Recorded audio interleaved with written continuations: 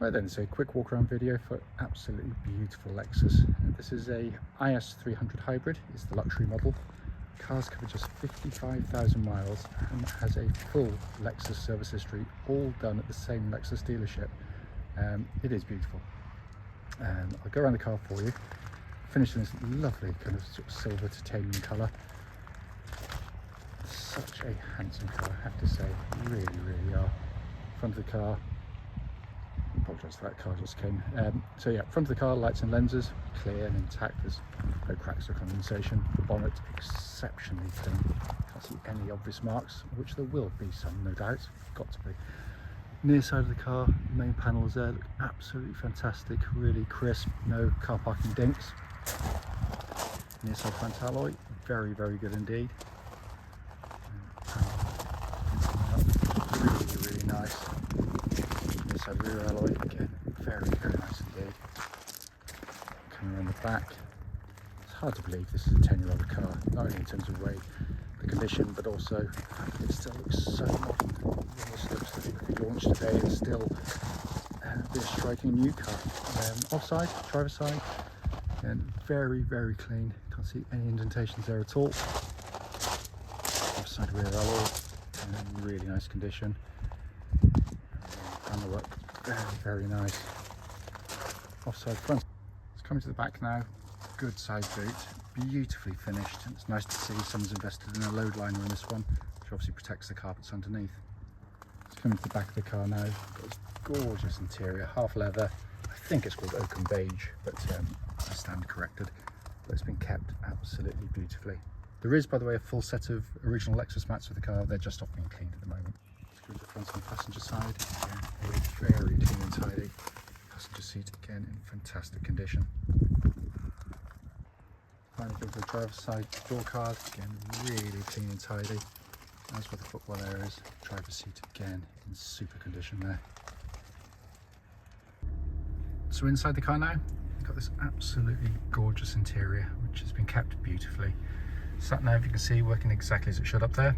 Just pop the car into reverse, again you can see the rear parking camera working exactly as intended. It is simply stunning. And dashboard binnacle, 55,663 miles. Of course, there are no warning lights at all. It is a simply stunning interior. This design, it really is.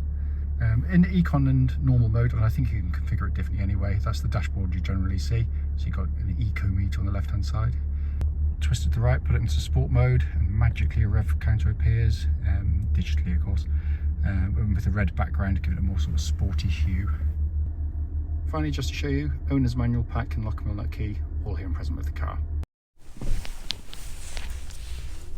Right then, this is a quick road test video, and this is for a Lexus IS300 hybrid, and it's the luxury model, and this one's registered DG63XTJ, and with a mileage of just 55,663 recorded. The reason for all of our videos, and especially actually this part, the road test section, is to ensure that if anyone is online looking at any of our adverts, they get to see the very car advertised actually in operation. The reason we've always felt it's important is because, like lots of people, we've been to see cars which have looked absolutely fine in photographs or description, but only to get there and find out that there's an obvious fault that shows up when you drive the car. So hence that's why we do it. Also done on these very quiet country roads in this beautiful part of Gloucestershire. This actually forms part of the road test route we take our customers on, and the hope is obvious that it'd be representative of what you'd feel yourself should you be offered a test drive in the car. So coming to the car itself, being beautifully looked after, as you'll know from the advert, all of its servicing done by Lexus, and it feels it. It just, you know, without being a complete spoiler about it, it just drives like new. And I hate saying that because that's such a used car cliche, but in this case it happens to be absolutely true. So going, as I always do, go through the various parts of the car, press the start power button, it whirs silently into life. No warning lights on the dashboard at all relating to the engine or any other part of the car. Temperature gauge running at about a third or just above, which is exactly where it's meant to be on one of these vehicles as well. These are now referred to in this day and age as a self-charging hybrid. Basically, it's the best of all worlds in my personal opinion, because you're just going to drive, own and run it like a normal petrol car. So you'll get low on fuel, you'll stand at a petrol pump for a couple of minutes, and then you'll be on your way, and that's it. And that's as much as you do, because the rest of it does all itself. So to top up the battery, the hybrid battery, every time you back off the throttle and hit the brake pedal, it replenishes the battery. It can't run out, it doesn't run out, it's not going to leave you stranded. It's there to kind of piggyback on the main engine, big 2.5 litre 4-cylinder engine, which is unbelievably smooth and quiet. The whole thing is, if you've never driven one of these before, the power delivery is as close to seamless as you could possibly ever wish for, and it's the way the hybrid, the engine, the gearbox all come together is a stuff of engineering genius. It really is, because it is the bits which catch out even the best car. So if you had a normal petrol or diesel automatic, particularly at low speeds when you're off throttle, it can't quite work out whether to be in first or second, and they can sometimes sort of, it can be a bit jarring, hesitancy, you can feel it on the move. Even the best gearboxes, you can feel the gear changes, but there's nothing to feel on this. It's places like now, when I come to a stop, ordinarily you put your foot down and go, and with a normal car you get a bit of a thud as it picks up gear drive. Not so with this. The engine, by the way, will operate in 3 different modes if you want to. Most of the time people leave it well alone. It's currently in normal mode, and I've got a little knob down here, so if I twist it to the left I can go into eco, and that encourages more battery and it feels softer on the throttle pedal as well. Press it down, go back to normal, or if I want to twist it to the right and go into sport mode, and it is discernibly more keen to pick up and go. It's a, as I said, I've owned loads of these, and I guess 95% of my time I just leave it normal, and that's it. It's just a really nice balance between the two. Occasionally I might flick it into sport. Coming back to the gearbox of the car, CVT gearbox, which is the perfect match for cars with good power and good torque, so they're not having to rev too hard the whole time to keep going.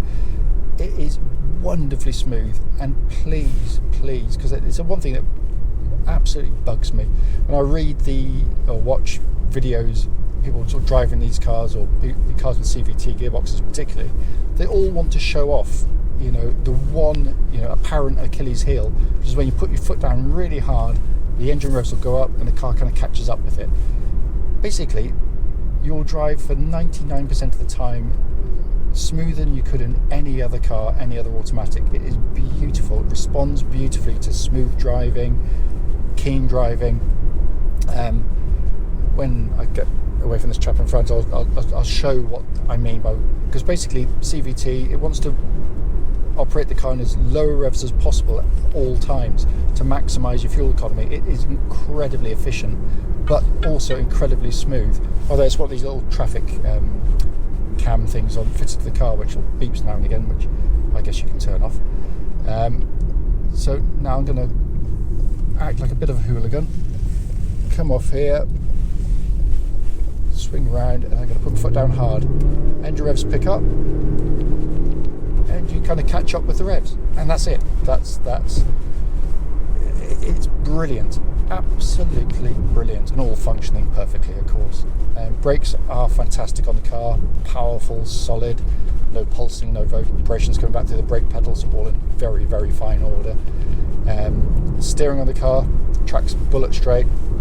There's no vibrations at this speed or any speed up to the legal limit, and the suspension exhibits absolutely no clonks, rattles, or anything from underneath the vehicle at all. As I said, it just feels unbelievably tight on the road, this car. Steering and the chassis are fantastic. Being rear wheel drive, it helps because you've got no drive shafts sort of tugging away at the steering wheel, but the actual steering is just almost perfect. The weighting, it feels hefty but not heavy. It feels totally faithful and pinpoint accurate on the move. Never feels nervous, and it works beautifully with the chassis. So as soon as you turn, the car's going with it, so the chassis can keep up with the steering of the car. Because what the chassis gives you is this very compliant ride. It's wonderfully damped. It is very well judged, because this is a kind of a sports saloon as such. But the problem is with a lot of sort of sports saloons, they can be, you know, particularly sort of things like the 3 Series BMW, which I love, by the way, so I'm not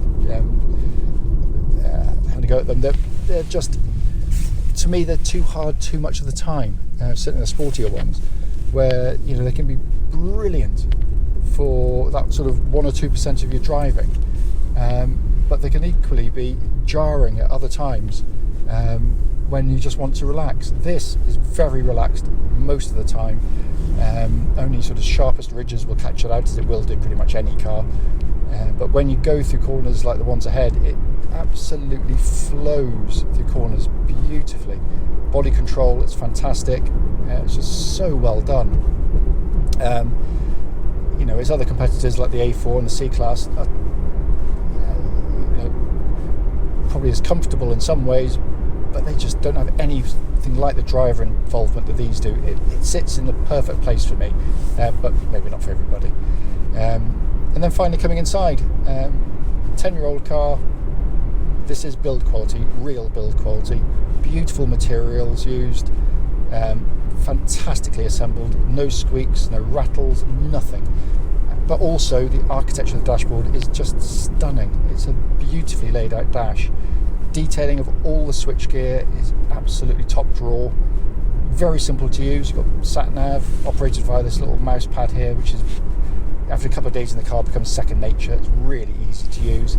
But what's lovely is you can operate the radio and the climate control system through this screen, but you've also got separate controls, so you don't have to go into it, which again, too many manufacturers rely on that screen to do everything, and this doesn't, which I think is all the better for it. And then you've got this wonderful dash design, which, as I showed in the walk around video, you can sort of display in different colours and different themes. But it makes you feel very, very special driving the car, and it's been kept in absolutely beautiful condition, I have to say. I can't fault the car, not in any way. It drives absolutely beautifully.